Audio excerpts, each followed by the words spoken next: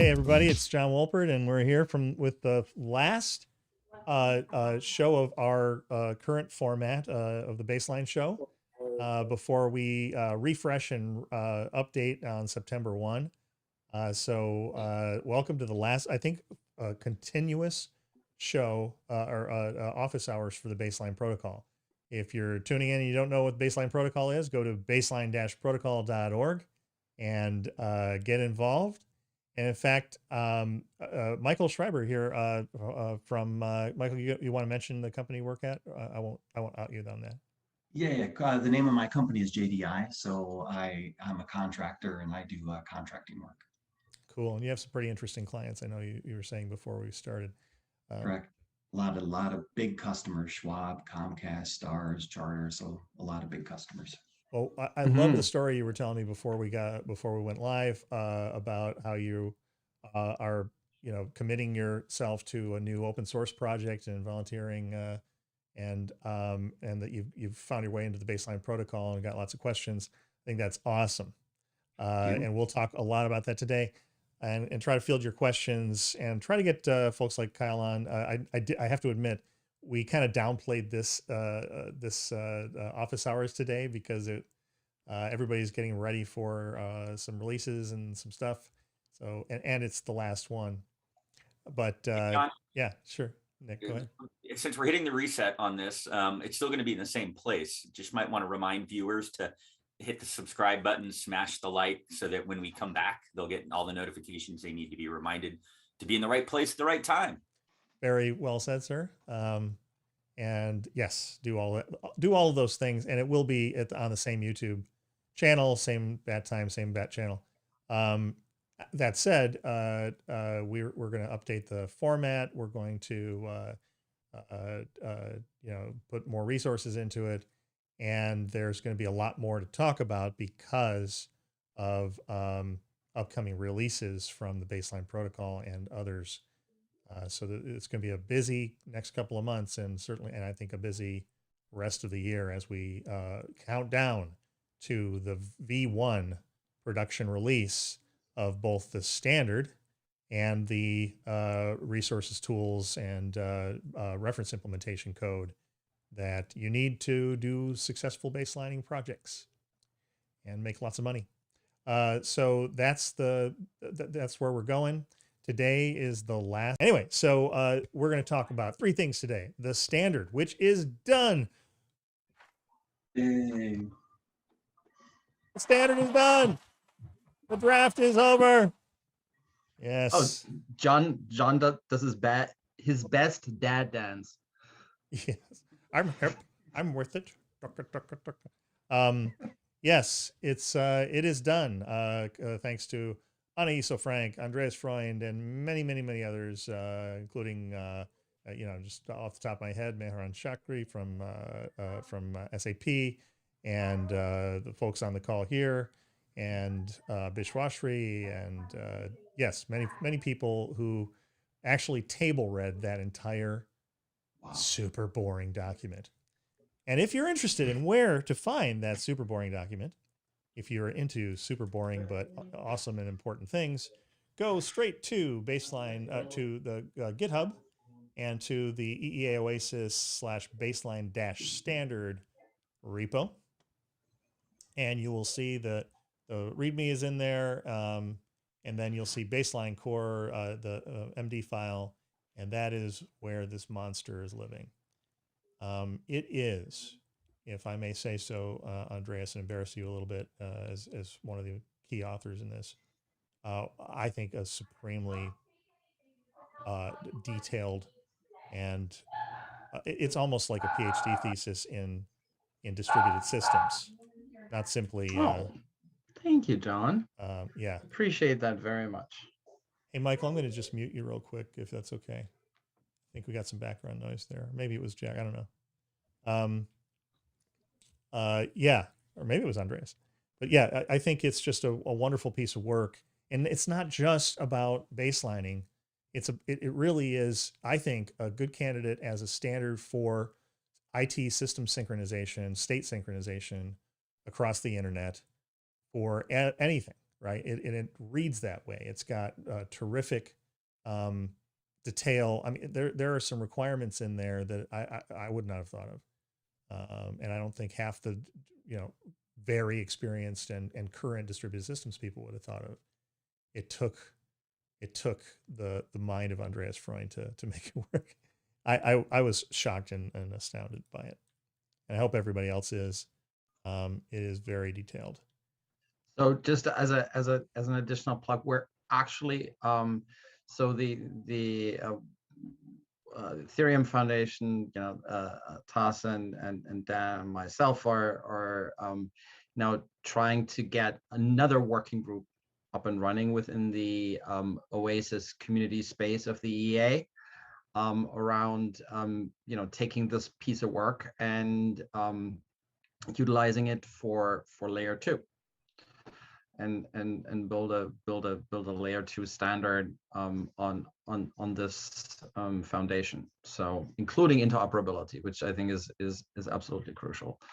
So we're inviting everybody who's interested in that particular piece of work. And even though it says, it's like EA Oasis, layer 2 is quite general.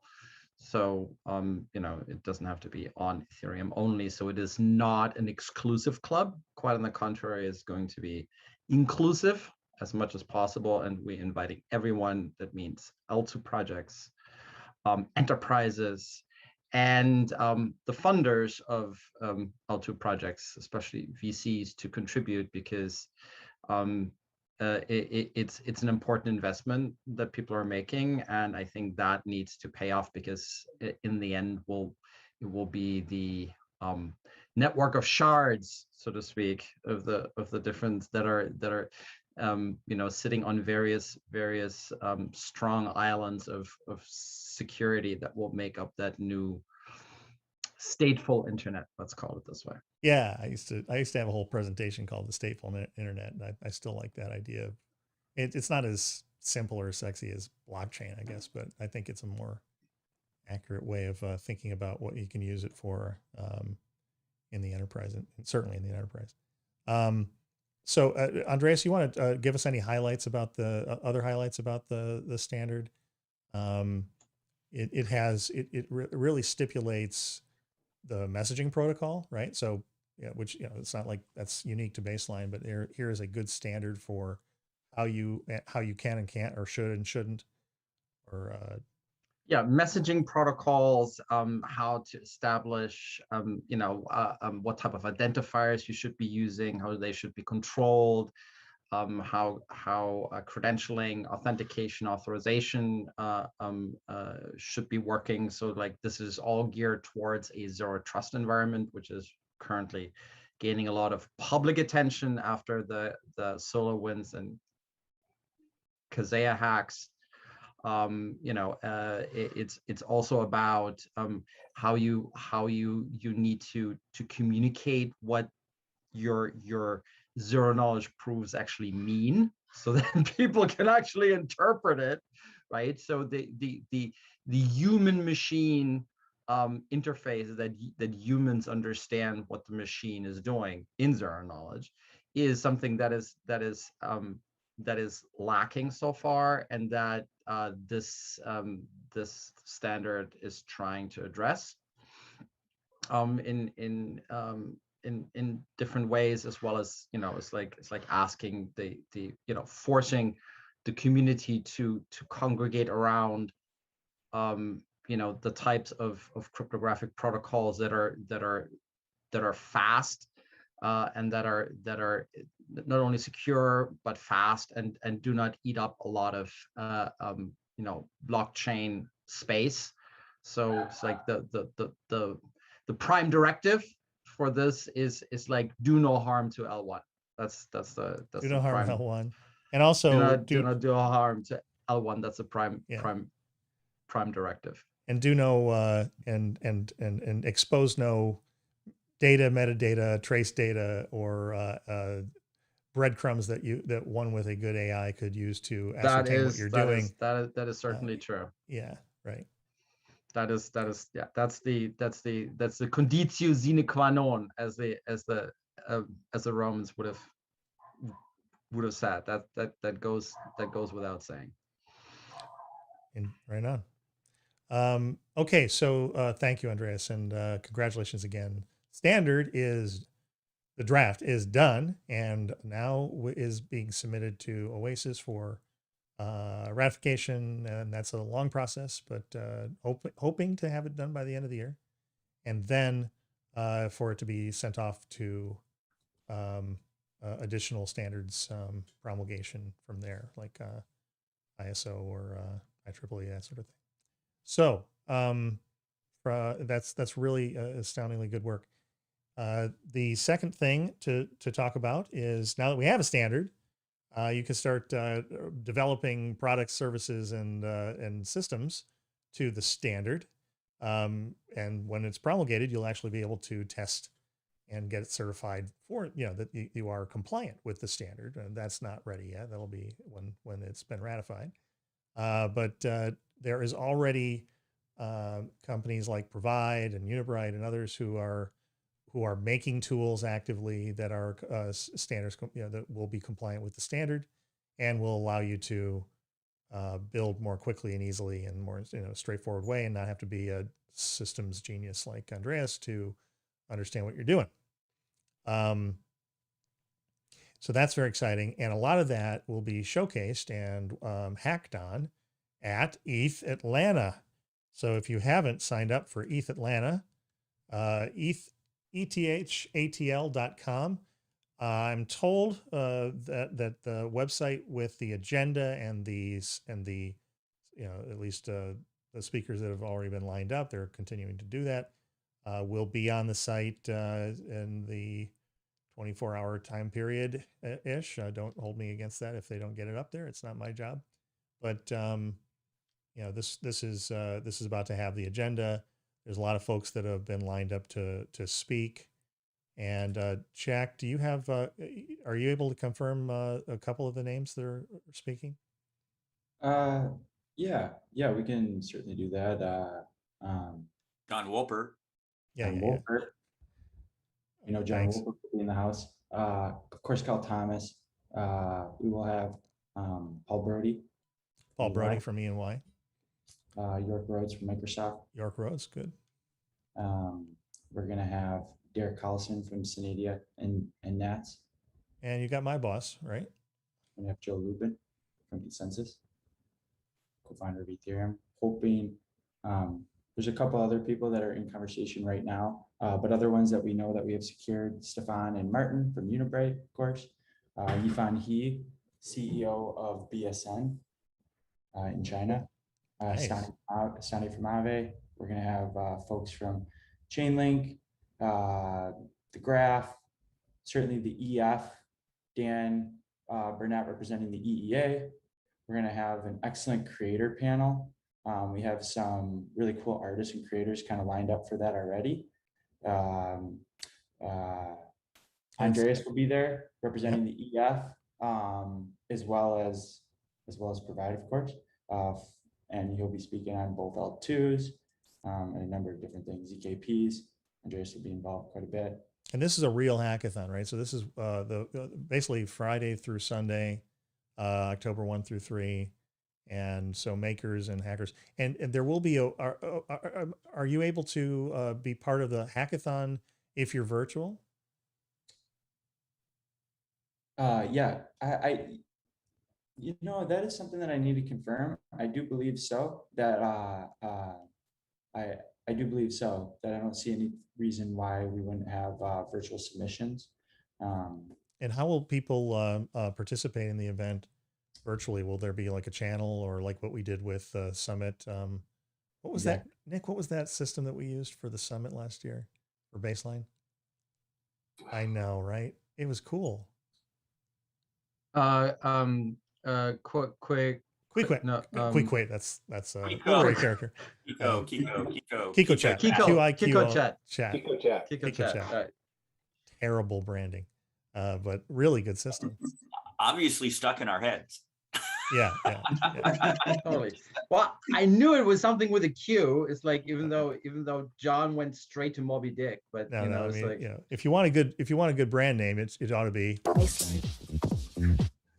I think we almost chose that name too well. I think everybody thinks it's a product. Like, I oh think yes, I Michael's would got a like to hard buy time. 3 of those baselines, please. And I'm like, no, it's standard. It's kind of boring. Okay. So yeah, exciting. Jack, anything else on the Eth Atlanta? I was just gonna say, there's some speakers and some other things that we have in store that haven't been disclosed yet. Kind of keeping that a little close to the chest. Yeah, of course. To Yeah. bring a little bit more excitement to it still yet. So there's still quite a bit still coming down the pipe here. But we do, again, we have the primary core things that we wanted all locked in. So now it's just kind of ironing out some of the final details here, and we will get that posted so that everyone can plan accordingly. Okay. Hey, I Definitely, just you know what? realized, Michael, I just glanced at and the time has flown a little faster than I expected, and then we're Right. getting to the bottom of the hour. And I know you have questions about how to set up and run the baseline stack. And I'm really sorry about that. So No, first of that's all, okay. you are on the Slack channel, right? Yes, I am on the Slack channel. I have all the code installed. I'm on a Windows machine. I have the Windows Linux subsystem up and running. I have Docker on there. I've got everything on there. So I can successfully build and run. And I changed the README because I had to do 2 steps, which were not in the README. So what I'll do is do a PR with those steps in there to update. Yay! Oh yeah. This is for Windows specifically, right? If I had a Mac or Yes. whatever, it might be different. So Wonderful. No, important. These are the important things that need to be done. Now, Michael, I guess we'll have to do it offline, but we'll get you all the help you need. Okay. We're excited to have folks like you in the community. Thank you. And we'll get you some one-on-one time with some of the other core devs. We are relaunching the core dev community on October 1 at the hackathon. So we'll be reinstantiating that. You'd have an opportunity to be on that. If you get that pull request in fact, if you ping on Slack, you mention it where it is, I'll go and I'll add my approved right away. That's awesome. And yeah, it would be you and this is a good ad for something else. The technical steering committee elections are coming up. If you don't know, Baseline Protocol is governed by contributors. You could put millions of dollars into sponsoring. You don't get any votes. You get votes by contributing. And so the contributors will vote on the new technical steering committee membership for the new year from October 1 through I think the 13th or 15th or something like that. And that's partly we pushed it back a little bit to make sure that the hackathon participants had a chance to get their pull requests in so that they could vote. You can contribute on the standards repo or the main baseline repo, and you get to be a contributor to baseline. Bishwashri is a contributor. Thanks. It's nice to see you there, Bishwashri. She's done some really important work on. Hi, John. Hey, it's good to hear your voice. Yeah. We'll Really excited for the standards. Really looking forward to it. Yeah, it's super exciting read too. I mean, it just keeps me awake all night reading it. You guys, I'll reach out on Slack. It was very nice to meet you all, and I'm looking forward to doing some contributions myself. So nice to meet you all. All right, thanks, Michael. Thanks for coming.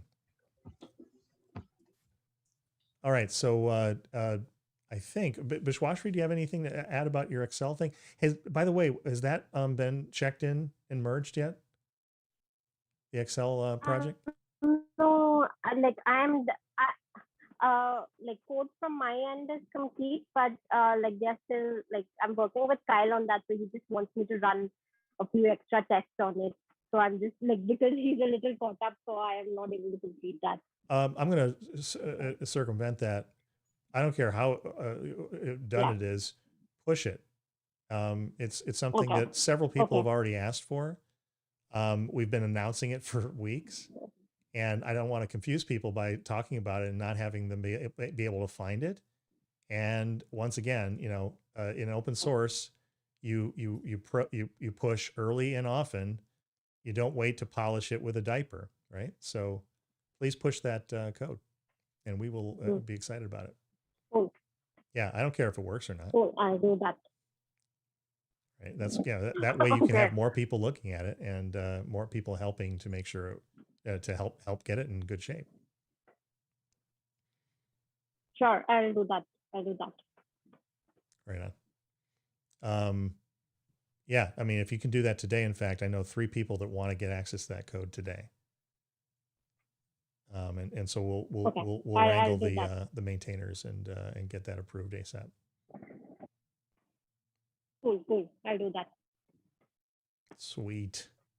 Yeah, it's an important piece of work for people that don't know. Bishwashri has built a connector for Microsoft Excel, so you can actually baseline an Excel spreadsheet to a ERP system, which is super cool.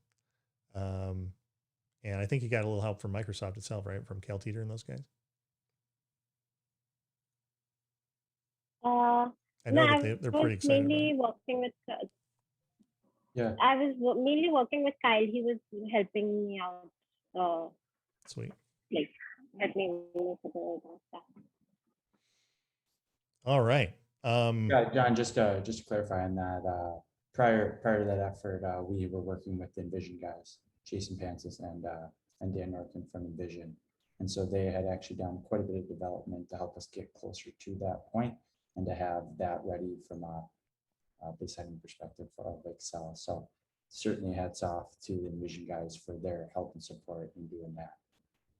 Right on. Great. I didn't know that. Envision. I haven't seen Dan and the gang for a bit, and it's good to see them. Are they going to be at Working Eth behind the Atlanta? scenes. We hope so. We're trying to set something up Saturday, but they have a religious. They're very busy. They're very busy with religious obligation work. actually on the day that we're trying to plan it. So we're going to see if we can get them there now.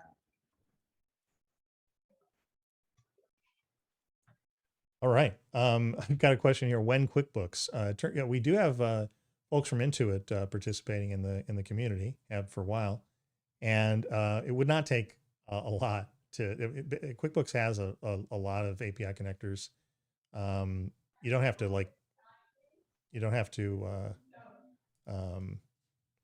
put QuickBooks into. You wouldn't have to get into the actual code of QuickBooks to make QuickBooks baselineable. You just do a connector. Anybody can do that literally today. And certainly after all the tools push in September and October. So, and then as they go to production towards the end of the year with V1, should be quite straightforward to baseline QuickBooks as well, and any other system. Jack, aren't you guys working on something with connector company? Why am I going up on my favorite connector company? With Concircle? MuleSoft? MuleSoft, thank you.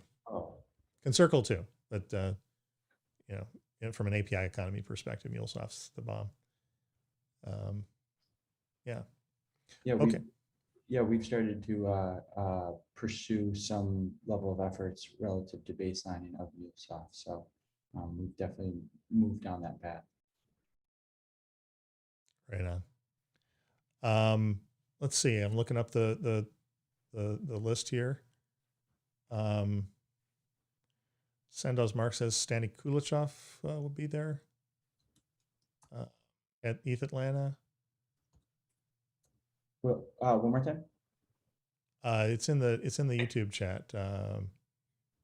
Stani Kulichov will be at. Stani will be. He will Yeah. be participating. He will not be there in person. He'll be with travel restrictions. He'll be participating virtually. Awesome. There's a number of folks that we haven't conveyed yet that will be participating either there in person or will be virtual. So there's still a number that we have not yet included. And there's a couple of notable podcast or YouTubers out there, I think, right? I don't want to name names without them approving that, but I don't know if are they locked in yet? And part of that, just to clarify, John, you were certainly in the offices just a couple of weeks ago together. There's that very nice podcasting room studio. Yeah, so it's a cool room. That's going to be there to for anyone that is within the podcasting or the media side and wants to do any really quality interviews or podcasts and produce them live from Eth ATL, we certainly welcome those folks to do so. We're going to have like a list, just like a sign up list, just to make sure that it's well scheduled out. But we've already had a couple of people trying to inquire to set up some live cuts for Eth ATL. It's a great facility. I'm very, very well appointed, soundproof, great high quality equipment, lots of mics and headphones. It's great setup. Well, I do think I have permission to say one thing. So here's the last. Thanks, Nick, by the way. I think it is going to be a great. I like that room. I think I might bring my camera rig down and stuff like that and get it all. A few weeks ago, we did the baseline show from there. It was we were doing on like, at least, but I don't know if the cameras. like Yeah. I'll bring the good camera. So there is one last thing, and then I think we can drop today, unless Lucas or Bishwashri, Tyler, anybody has something else to mention. Mark, we're going to be off next week, so no baseline show on Wednesday. It'll be the first time, I think, in way over a year. And then we're going to come back on September 1, and you're going to want to tune in because, drum roll, we have got a commitment from Chico Crypto to come on the show and ask us questions about the baseline protocol. So I think it's one of the few times you'd be able to see Tyler Chico Crypto outside of his awesome setup, or he's been shooting videos in Bidwell Park, man. I did see that. Yeah. As a Chico guy, that's close to my heart. So yeah. I think he's, nobody gets everything right. I remember, early on, he did a piece on baselining, and it wasn't exactly all correct. But then, I mean, really, ever since then, he does his homework, and I consider him pretty thorough in his research on stuff. And I haven't seen very many of his episodes where about baseline where I was like, yeah, that's pretty much correct most of the time. So nobody gets everything right, but given how the guy works really hard on getting the story correct, and we appreciate that. So yeah, I thought it would be kind of cool to have him come on the show and ask the questions he wants to ask about what we're doing and why it's important. So we'll have a bit of an interview that way. And with that, I think I've got nothing else. Anybody else want a last word, or shall we sign off? Okay, everybody. We will see you on September 1. In the meantime, get involved. This is definitely the time to get involved with Baseline Protocol, baseline-protocol.org. There will be a big refresh to that website as well. Released new content. And the Baseline Protocol or the baseline repo will be updated in short order, and there's lots of other releases coming. This is the time for you to start baselining, because the tools are going to be there, and you'll be able to use things like Base Ledger soon enough, and that will allow you to basically synchronize anything you want, anytime you want, without having to set up systems to do it. So that's pretty exciting. Yeah, and keep your eye out for Eth ATL announcements upcoming here, as well as just planning to participate in that. It's going to be just a great opportunity from a developer perspective, from a business leader perspective, to get just more involved in everything ongoing within the Ethereum community more generally, as well as the Baseline Protocol community and all the opportunities that we foresee within the Base Ledger network as well. It's going to be a great opportunity for enterprise developers to be building some, truly scalable type solutions that they can then work to maximize within their efforts there in their organization. So, right on. Thanks, Jack. All right. Registration is open. Registration is open. So go to ethatl.com. And just to confirm, it is free for anyone. It is free to the community. And so if you do come in person, it's a free event. And so anyone can sign up, and welcome any builders. One thing I I was going to say, one thing I do want to point out is if you fly into Atlanta, the distance between the airport and where the event is going to be held is going to be a little bit of a pricey Uber ride. Everything's a pricey Uber ride these days. Well, no, this is a really pricey Uber ride. So It is. It's so 45 minutes. pricey. I think I might be driving just from Yeah. Raleigh. It's about 45 minutes from the airport. Just so you know, it's up near Buckhead and kind of the northern part of Atlanta. So I think it's closer to plan. 43 minutes, Nick. I mean, get it right now. I'm Hey, kidding. Uber Black late at night on Sunday was over $100. So Yeah, mine was $80 last time. Got a great cabbie named Dory. If anyone needs a recommendation, Jack will hook you up. I have downtown, I have a really downtown Manhattan to Newark Airport. I have Uber, a, I have a really, regular oh 3 yeah. hours, $250. Oh my God. I have this this innovation idea I'll lay on you. I'm imagining that we paint a lot of cars yellow and we put the word taxi on them, and you all you have to do is hold your hand up in the air, and they'll stop and pick you up and take you places. And you don't even need an app. If only you could get them to materialize out of thin air when you put your hand up, John. Yeah, indeed. For Or maybe Yeah. folks who know me, they know why that's a joke. Or maybe Yeah. red and put the flywheels logo on the side. Yeah. Right. Okay, everybody. Well, with that, I will do it one last time. Thanks, everybody. We are signing off the last show of this format, and we're no show next week. Wait for the show on the September 1st. And that also, not to forget, we have a show in India friendly time, 6 p.m. India Standard Time, if I remember correctly. It's 8:30 a.m. U.S. Eastern on 5:30 Saturdays. a.m. Pacific. Yeah, that's crazy, but that's the whole point. 5:30 a.m. Yeah. So I don't expect to see you guys on that. But yeah, so we have 2 different baseline shows, one for each major sort of hemispheric difference.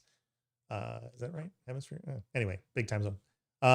And so look out for those, and we will see you on September 1. Until then, keep on baselining.